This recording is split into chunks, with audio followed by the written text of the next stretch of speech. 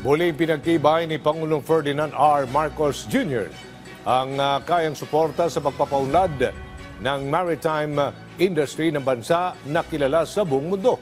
Ito ay matapos sa pangunahan ng Pangulo ang pagtatapos ng higit 200 kadete ng Philippine Merchant Marine Academy. Si Kenneth Pasyente sa Sentro Balita. Magsilbi ng may dangal at katapatan sa bayan.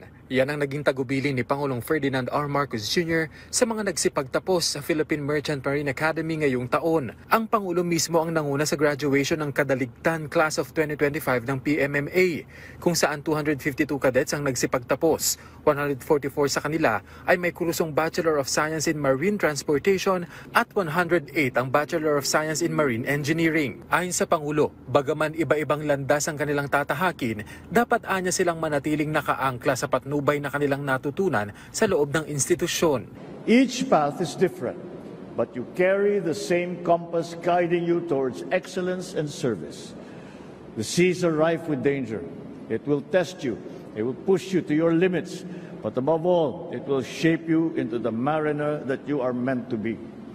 I believe your safe arrival at your destination is a triumph for yourself and for the people that you serve. Pinuri rin ng Pangulo ang mga magulang ng mga kadete na anya'y tunay na mga bayani.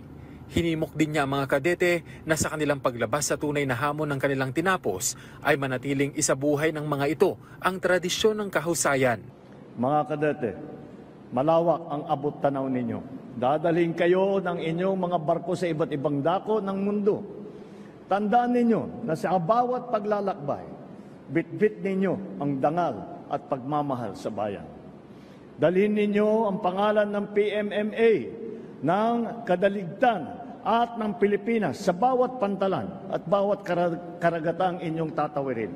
Tiniyak naman ng Pangulo na patuloy ang hakbang ng pamahalaan para sa mas matibay at mas mataas na antas ng pagsasanay ng mga kadete sa bansa.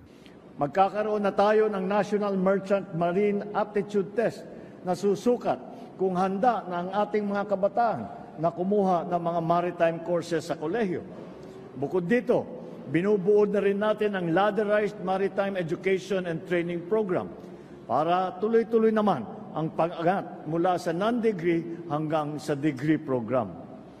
Gumagawa rin ang Marina ng iba't ibang paraan upang maparami ang oportunidad para sa on-board training. Itinanghal na class valedictorian ng PMMA Kadaligtan Class of 2025 si Midshipman First Class Mark Jan Castañeto na tubong Llanera, Nueva Ecija. We've been through storms, literal ones, during our second class years. But we made it somehow. We didn't just learn. We grew in grit, in grace, and in character. Now, we're ready not just to sail, but to lead. Kenneth Pasyente para sa Pambansang TV sa Bagong Pilipinas.